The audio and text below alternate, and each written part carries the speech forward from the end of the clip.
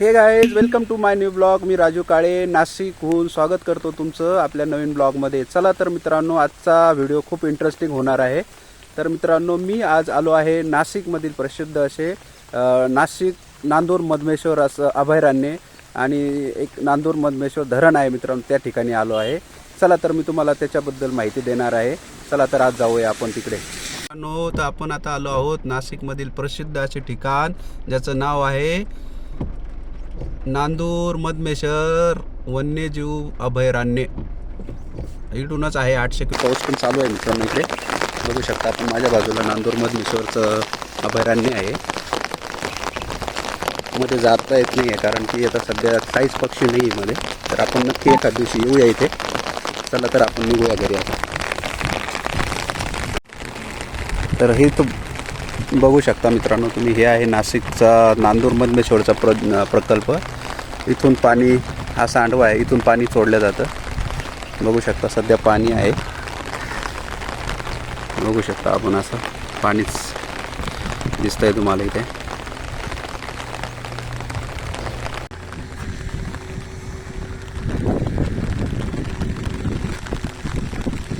खूप लांबपर्यंत आहे ते धरण. तुम्ही बघू, त्याला जर इकडे यायचं असेल ना मित्रांनो, तर बघू शकता, येऊ शकता तुम्ही. तर साधारण इथे म्हणजे नाशिकपासून, नाशिकचा जो गोंधळ आहे त्याच्यापासून जर तुम्हाला शांत ठिकाणी जर यायचं असेल तर ह्या धरणावरती नक्की तुम्ही येऊ शकता मित्रांनो. आणि एक दिवस तुम्ही इथं नक्की घालवू शकता. खूप शांत अशी जागा आहे. बघू शकता तुम्ही. आता ही नदी आहे ॲक्च्युली.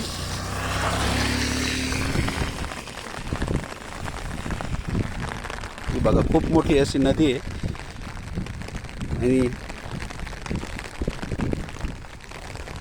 काय मित्रांनो, आप मागच्या बाजूला माझ्या ॲक्च्युली आता पाऊस खूप चालू आहे आणि मी छत्री पण पकडली आहे कारण माझा मोबाईल भिजतो आहे मित्रांनो. तर हे बघा, तुम्ही बघू शकतात. ह्या धरणावर जर समजा तुम्हाला यायचं असेल तर तुम्ही नाशिकपासून साधारण 40 किलोमीटर आहे ते. आणि याचं वैशिष्ट्य असं आहे की हे सिंचनासाठी. हा व्हिडिओ आपल्याला कसा वाटला नक्की कमेंट करून सांगा मित्रांनो. आणि आपल्या व्हिडिओला अशाच प्रकारे लाईक वगैरे करत जा मित्रांनो. नक्की मी तुम्हाला आहे ना एक नाशिकमधील धरण असेल किंवा काही प्रेक्षणीय स्थळ असतील त्याच्यावरतीच व्हिडिओ वगैरे ह्या ब्लॉगच्या माध्यमातून तुम्हाला सांगणार आहे. तिथे माझ्यासोबत तुम्हाला त्याच्याशी शेअर करणार आहे. तर नक्की लाईक आणि कमेंट करायला विसरू नका मित्रांनो. आणि आपला यूट्यूब चॅनल राजू काळे ब्लॉग ह्या नावाने आहे, तर तो सबस्क्राईब करा. आणि फेसबुक पेजलासुद्धा लाईक करा मित्रांनो. चला तर भेटूया आपण नवीन ब्लॉगमध्ये, नवीन ठिकाणी.